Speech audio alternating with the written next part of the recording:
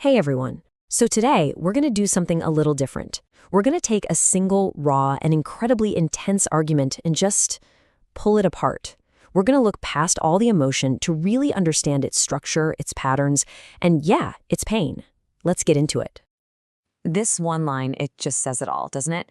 It perfectly captures the kind of escalation we're about to dive into. This is our central theme. How does a tiny disagreement explode into a full-blown emotional war? This is the story of that explosion. So, where does a big war even begin? Well, in this case, it all starts with a single spark, a total, fundamental breakdown of trust. And this isn't just about a simple disagreement, it's a challenge to the very foundation of the relationship itself. What's really fascinating here is how the whole thing is framed. You've got one person feeling accused, basically saying, if you don't trust me, then just save it.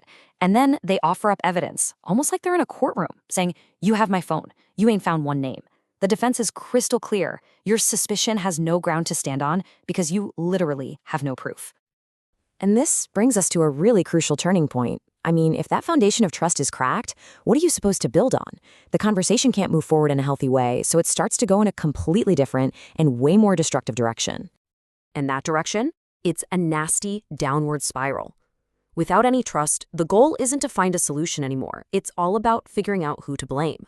The whole conversation just becomes this relentless cycle of pointing fingers, where each person is just trying to prove the other one is at fault. This right here illustrates that cycle perfectly. Just look at these mirrored accusations. From one side, it's, you be pushing my change. But the feeling from the other side is totally, you swear I ain't changed. See? Each one feels like the other person is the real obstacle. It's a perfect stalemate, and nobody's going anywhere. And then, in this moment of almost startling self-awareness, one of them actually asks this question. It's like they're stepping outside the fight for just a second and seeing the pattern for what it is, a game of blame, where nobody can win. But seeing the trap and actually escaping it are two very, very different things. So why can't they escape the blame game? Well, it's because they're not really arguing about what's happening right now. They are being absolutely haunted by the past, and it's poisoning any chance they have of finding resolution. This one phrase just reveals everything.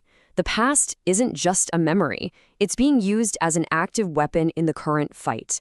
Every single new accusation is being filtered through all these old grievances, which makes it totally impossible to see the present for what it is.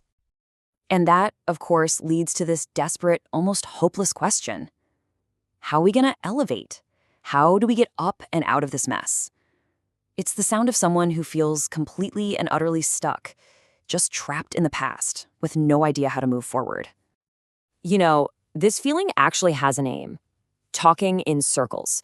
It's that maddening conversational loop where you just keep landing back at the exact same unresolved problems, all fueled by those past issues.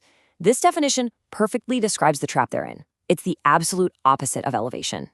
But if we peel back the layers of blame and all the baggage from the past, we finally get to the real heart of the conflict.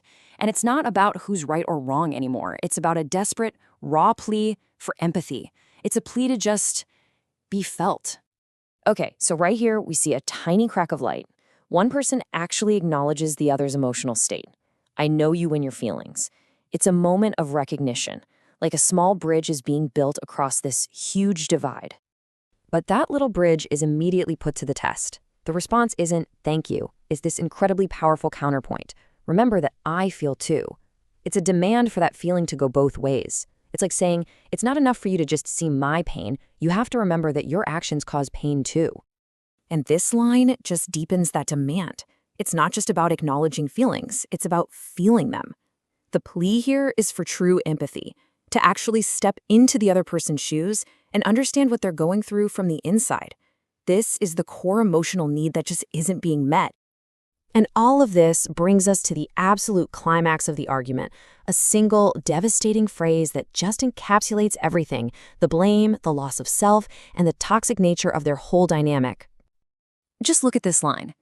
You just made me like you. It's an accusation, for sure, but it's also a tragedy. It's saying, the parts of myself that I hate right now, the way I'm acting, this isn't the real me. This is just a twisted reflection of you. And notice how it becomes this refrain, almost like an obsessive chant. You think I'm insane, but you made me like you. But you made me like this. It gets repeated over and over, hammering home this feeling of being corrupted by the other person, of literally losing your own identity in the middle of the fight. And this is the question that just hangs over the entire argument. What does it really mean when a relationship transforms you, not into a better version of yourself, but into a mirror of the very person you're in conflict with? It's a profound, painful loss of self. And that brings us completely full circle, right back to this idea of the chain. It connects directly to that feeling of being made into something else. The person you love becomes the very thing that's holding you down, trapping you in this painful new identity. So we'll end with this final thought for you to chew on. A chain can represent a bond, a connection, right? But when does that connection stop being a link and start being an anchor, just weighing you down and keeping you from ever moving forward? That's the unresolved question at the very heart of this war.